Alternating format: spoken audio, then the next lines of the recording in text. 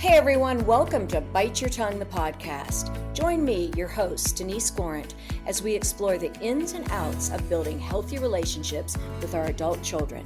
Together, we'll speak with experts, share heartfelt stories, and get timely advice, addressing topics that matter most to you.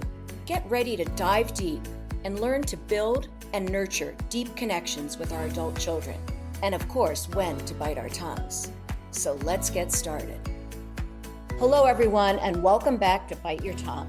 I'm your host, Denise Gorant, and we're back with another episode of Straight from the Listener Line, Real Questions, Real Answers. In this series, we take one listener question and bring in an expert to help us solve it, think it through, and answer it thoughtfully and honestly. Today, we're thrilled to welcome Joe Nucci. That's Nucci. He's an amazing psychotherapist who's made a name for himself cutting through the noise of all the mental health psychobabble. He helps people understand what terms really mean, what they don't, so we can better understand ourselves and each other. If you want to reach out to Joe after today's episode, you can reach him at joenuccitherapy.com or denverminds.com. Welcome, Joe. Today's question is really about an adult son who seems to keep moving back home over and over again. Here's what our listener writes. I would love an episode about what to do when we have allowed our adult children, sons in particular, to come back home to live with us, only to have it become extremely stressful for both myself and my husband, his stepfather, who he gets along with very well. We have now allowed him to come back yet a fourth and fifth time to live with us. There were so many times we asked him to leave, desperately seeking assistance and guidance. So, Joe, what are your thoughts for desperately seeking assistance and guidance?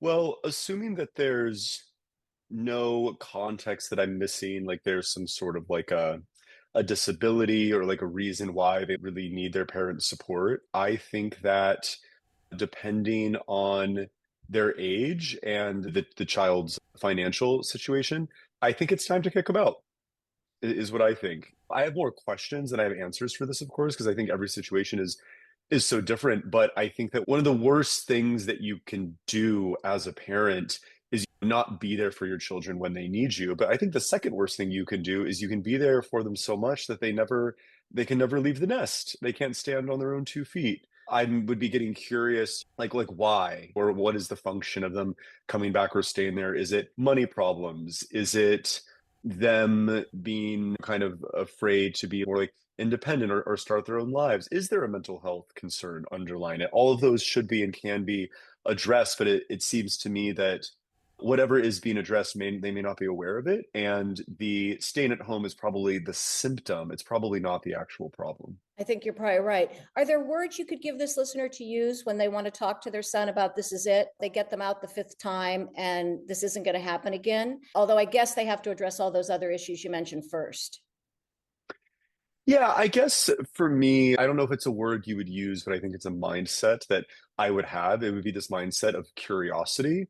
It's kind of like Mm-hmm. why do you want to come back home? Because I think on one hand, I think maybe not every parent, but I think a lot of parents out there really want to be able to say, you can come home whenever you want for any reason, for as long as you need. I will be there for you. Like I'm your mother, I'm your father.